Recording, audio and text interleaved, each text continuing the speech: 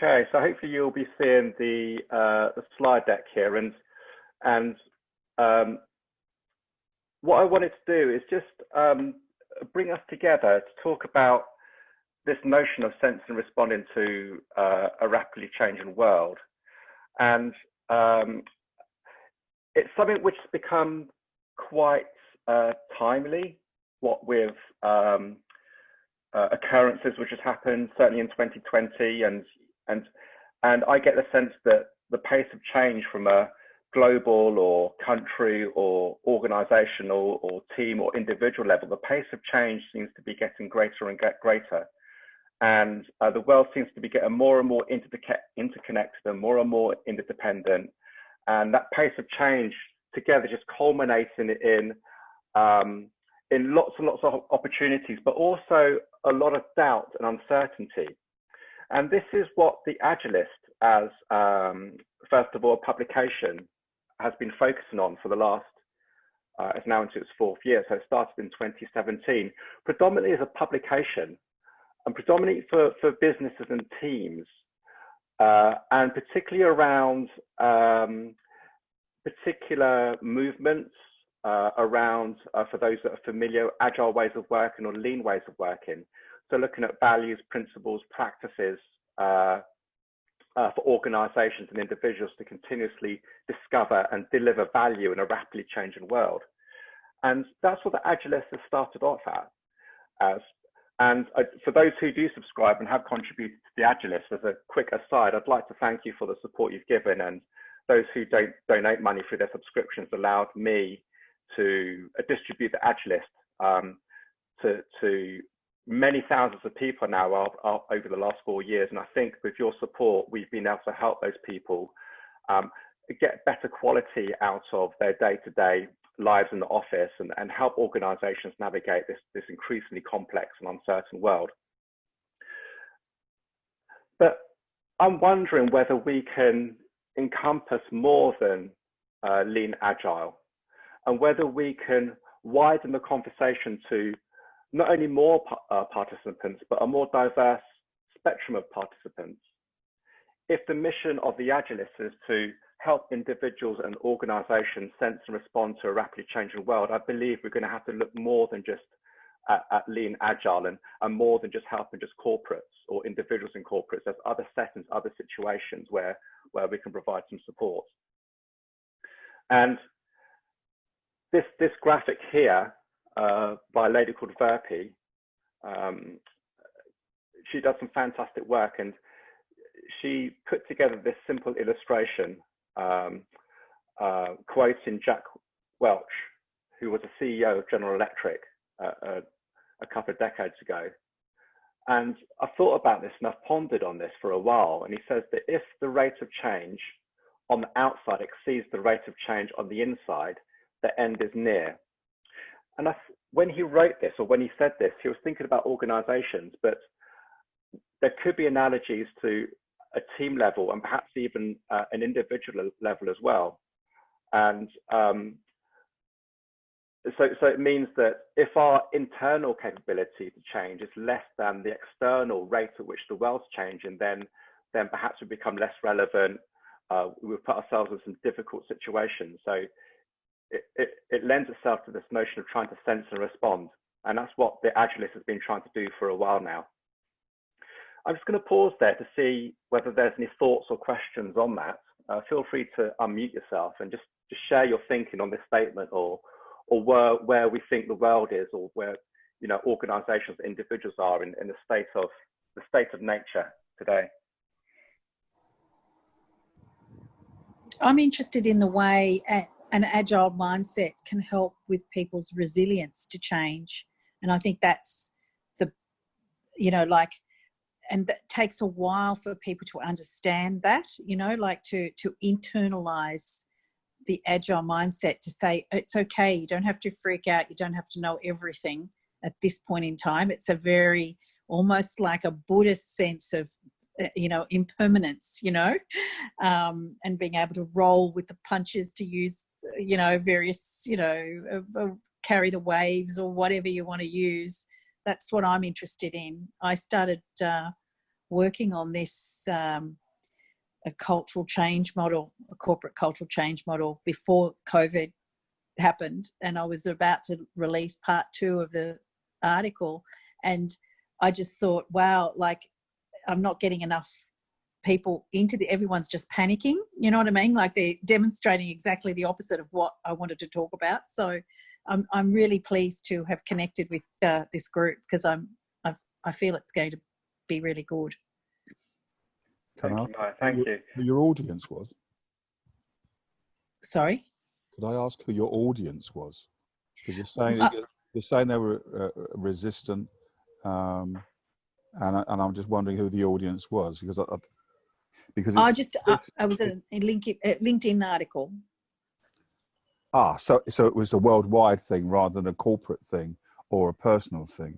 Yeah, I started through my connections, because I haven't been very active on LinkedIn, because when I was in Australia I was just doing something different, you know, that didn't really work with LinkedIn. But when I moved to Europe, principally Ireland, because I was the corporate trainer in engineering management skills, I upgraded and did the Agile Project Management Institute course on Agile, and, you know, brought in a lot of stuff that, you know, I had studied in engineering management many, many years ago, you know, reintroducing Kanban and all that in different contexts to me. So I already knew what sort of, but the packaging is different now, obviously. So I had been using a corporate change, a cultural change management model that I developed many years ago, and I wanted to link it in with the agile mindset, because it just seems right, you know, to start to bringing all this together. And so I got some good feedback from a CEO in a managing director of Kobe Steel in Japan, which was good, and he's, you know, a couple of people involved in other, you know, at higher levels. So yeah.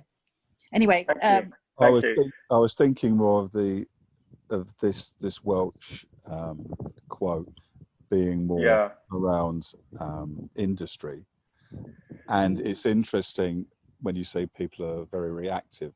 I was thinking of more like the Black Lives Matter issue that's going on now, the Me Too movement, these very reactive elements in society, and whether that's an example of change in society that can be reflected within industry in this almost knee-jerk reaction to situations that's often volatile, possibly even violent, but is certainly energizing. It's full of energy and reaction, and it seems to need a burst and then settling down of what's going on, but more requiring some, not sane minds, but more tranquil minds, in order to say, okay, you've had your burst of energy.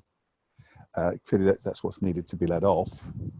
Can we now talk about the issue and what's required for us to apply salve to a wound, but also to find a way to move company or society or situation forward in a more reasonable and acceptable way to everybody as much as possible, rather than appeasing a small group or an ideology. That's what I thought the element was going on there. Thank you, Steve. Thank you for sharing. Yeah, it's very pertinent and timely comments. Before moving on, does anybody else want to share a few quick thoughts? Just a minute. Yeah, could I maybe add to that? I think there are two strategies how change actually happens. Because by default, the animal part in ourselves is usually resistant to change, right? We like things safe and clear and like to run our scripts rather than having to figure out, I don't know, what to wear every day in the morning. We just like to do what we used to do because it saves energy. So either there is an external force that forces us to change or to think about change. And then this is what happens right now, right? Whether that's Black Lives Matters or this COVID-19, we need to change, and there's no question that we need to adapt fast. And I think that's the standard model of how change usually is incorporated. Or the other part is where we want to change, and usually that is also a pain point, right? We go as long with the status quo as long as it's really painful and we think that we need to change. I think the chance that we have in terms of growing from the inside, to go with Jack Welch, is that if we realize that it's good to accept at least a level of pain and adopt a level of change in our lives, and see the benefits in accepting that mostly uncomfortable change or uncomfortable feeling that is associated with the change until we realize the benefit from it. And if we adopt that, if we consciously put ourselves into the position that we want to have a little bit of discomfort, a little bit of playfulness, a bit of experimenting with whatever changes. If we have that, then I think then we have what it means to have an agile mindset, right? And that would be, for me, in my understanding, the definition of an agile mind, and some core of inner growth and a desire to grow, to change. That's my 2 cents. Thank you, Sven. Thank you. Okay. I think it's pretty wise if we move on now. Thank you for the contribution so far. There's going to be plenty of opportunity to discuss and unpack these meanings as well, and develop on each other's thoughts. I thought it would be beneficial to help define, at least from my point of view, what sense and respond is for an individual, but also an organizational point of view as well. So if we look at sense and respond, and then we compare that to predict and control, the sense and respond is we can absorb a range of insights, opinions, experiences, and then react accordingly once we've absorbed or ingested or metabolized or processed these inputs, opinions, and experiences. And it's an acknowledgement of we cannot plan too far ahead, too far into the future, and we cannot expect to control the future. Again, remember, this is from individual, but also the parallels of an organization as well. It also says that so we can guide our way forward by trying something, observing the reaction, or just letting something unfold naturally and observe the reaction, and then consider what our next steps are. So this is very much an experimental or an empirical or inquisitive or a curious approach. So that sense of response, at least in my words. And then how does that compare to predict and control? So with predict and control, that particular mindset is there's a belief that we can predict the outcomes and then build control, some kind of control mechanisms to predict reality. And it assumes a couple of things. It assumes that our predictions are accurate and the outcomes are going to come about, and that we have the ability and we choose to control all the variables, all the first order, all the second order, all the third order effects which are going to happen in a complex world. And we're going to achieve our desired results regardless of any unintended consequences. And we endure despite that, or we ignore the negative consequences. So in my words, that's the difference between sense and respond and a predict and control mindset. And again, I think this may be true from an individual, but also an organizational point of view. Just a couple of thoughts on that, guys. Just unmute yourself, and just a minute per person. Just feel free to unmute yourself to share your thinking on that.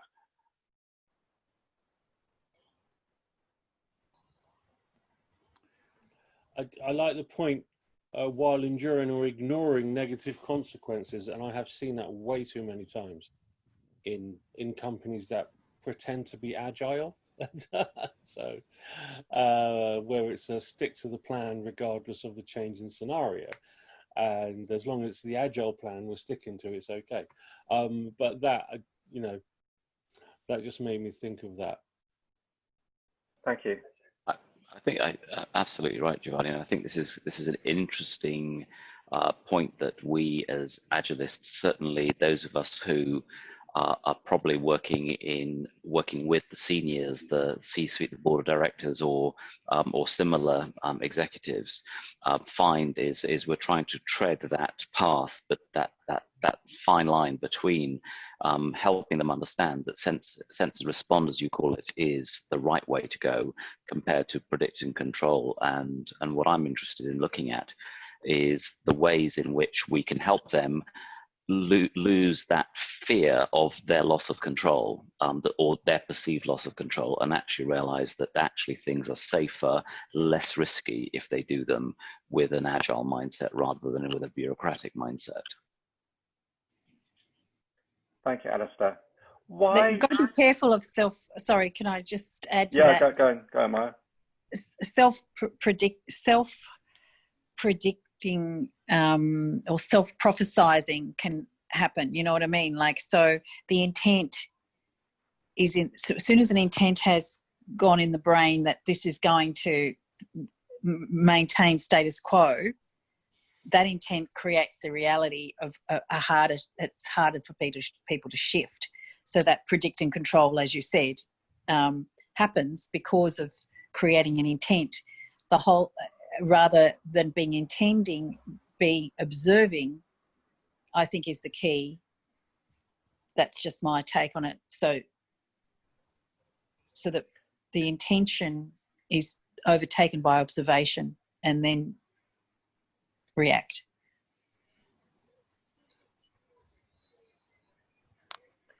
Thank you. And why predict and control must have some value in some situations?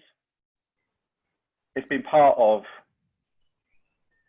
personal or human existence for a while. Giovanni, I think you just put your hand up there. Why is predict and control valuable? Just unpack that a little bit. There's a really good video series by Mike Conn and Mountain Goat Software where he describes his first job in a burger house, and that's where the predict and control really works. You put the burger on the conveyor belt and it goes through the broiler. If they want it well done, you put the burger 2 inches to the left and it's a little bit better done. It works for repetitive work, but for complex new work, which is the sort of work that we're mostly dealing with, for stuff that's never been done before, you can't predict and control in that way. And it's, I could find the link and share it in the comments later. But is that not the difference between prediction and practice? Because you're describing, or it seems here is a description of prediction, which most humans would like to have the skill of, which they don't. However, it's required in a lot in business. I'm getting the sense that a lot of you guys are business orientated. So I should sort of fess up to say that I'm not business orientated. That's not my area of expertise. So forgive me if I'm speaking out of turn. But prediction is required for tax reasons, for business reasons, for account reasons. So there is some prediction that we're going to need this is about the turnover this year, this will be the increase, this will be losses, etc. But they're guesstimates.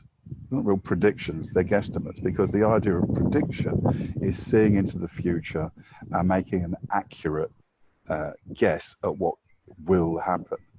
These are always guesses. The idea of knowing where a burger will be or a burger won't be is from a position of practice. This is what we've practiced over a period of time, and we find that just to the left or just to the right has an increase. If you do that, we can imagine that you will be successful. That's not a prediction as far as I understand the word prediction. But because we cannot predict, but business requires us to predict, then what that does create is anxiety. That, to some extent, my argument, you can use that prediction control scenario for cooking burgers, but much less so for producing some, complex software, But software is also as predictable like a burger is. Are we not talking about more like a randomized reaction in the world, what the possible change of community, change of worldview, change of politics, socioeconomic shifts, weather, climate shifts. These are, to all intents and purposes, unpredictable, yet a prediction seems to be placed upon people. We require weathermen to give us a prediction. Now, they can do guesstimates, they can do mathematical ideas, they can look to astronomy, they can look to shifts in pattern, heat rises and falls. But prediction as such is a guesstimate, it's a guess, not foresight. But it's a requirement in business to have foresight, and that will create, or tends to create in many people, unless they have a personality disorder, in which case they don't really care very much, but it will create in people that are non-personality disordered anxiety, and it's that anxiety that creates this fear, where a sense and respond would be more beneficial. Sense of mindfulness and being in the moment will also be beneficial for these people. But Brianna, Brianna, I think you've had your hand up for a while. Do you want to chip in? I was just thinking, yeah, something I wanted to add is predict and control works great for political campaigns. And right now I'm in the middle of election season and I'm dealing with 250 plus county judges who don't answer to each other. They're all elected and they're all on the same level. But you have to have some kind of uniformity to make a decision. But the way you win campaigns, and especially if you want to cater to a very fear-mongering kind of mentality, is this very predict and control situation. If you're looking at, in the case of, in my particular case, dealing with law enforcement in terms of who's running for sheriff and who's running for county judge. And most of the campaigns that come out focus very heavily on predict and control, because sense and respond doesn't sound like you can handle a situation at all. That's the short version of what I wanted to share. Thank you. And JF, you've got your hand up as well. Yes, part of my question, I think, for the group is, are we really trying to predict things, or are we trying to have a specific intentional direction, right? In the reason why we want to do control. For me, I think for someone to be truly having that agile mindset, you have to have a little bit of both in this regard. One of the more, shall I say, salacious quotes that I heard during the very early days of Agile, and I won't name who made this quote, was, "It's funny how all these Agile founders have actually very controlling personalities. They actually want to control the content and the intellectual property that they've unleashed out." And this is kind of what you see happening currently today with, let's say, the differences between Scrum.org and Scrum.inc and all these others, where they're all, in some sense, partially bickering as well, right? Thank you, and Brett. Let's go to Brett and let's go to Sven, and then we're going to move on to the next piece of the meetup. So, Brett, if you'd like to unmute or just say what you'd like to share. Yeah, I mean, listening to the descriptions there of burger flipping versus things, I mean, we all know the theory of ordered versus unordered, complex, complicated, etc. But human nature doesn't understand that, and intellectually, yes, but emotionally, no. It's natural for any animal, never mind humans, to want to control towards an outcome.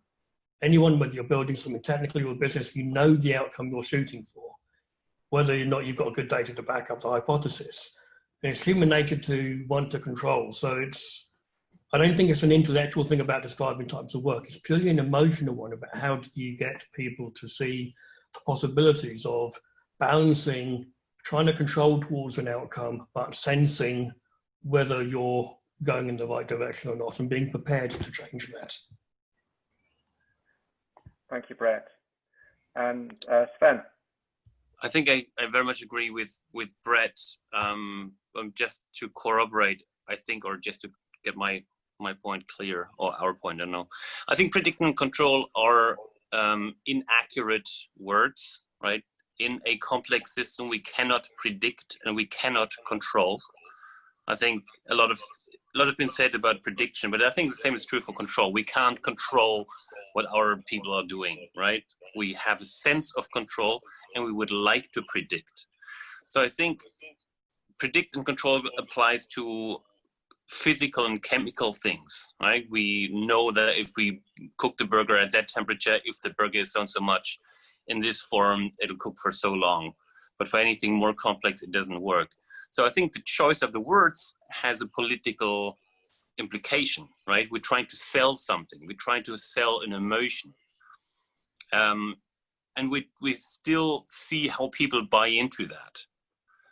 It's a bit like any major project I don't think there's any major project that has not run over budget and has run over time. So if we sell a plan how to, I don't know, dig a tunnel or build a railway line, we come up with an estimate. And this is probably, in terms of usual practices, the very best case scenario. And everybody agrees to it because it sounds good. And it is more reasonable to say, okay, we spend 100 billion, then it's probably going to be 300 billion, right? So I think we all agree subconsciously that things are wrong. We know that we're cheating ourselves. We know that it can't be right, but we like to adhere to it, right? We still use the terms predicting and controlling, even though that we are guessing and we're not controlling, but we kind of trying to limit the edge cases around it. Yeah, I can understand that. Thank you, Sven. Let's move on.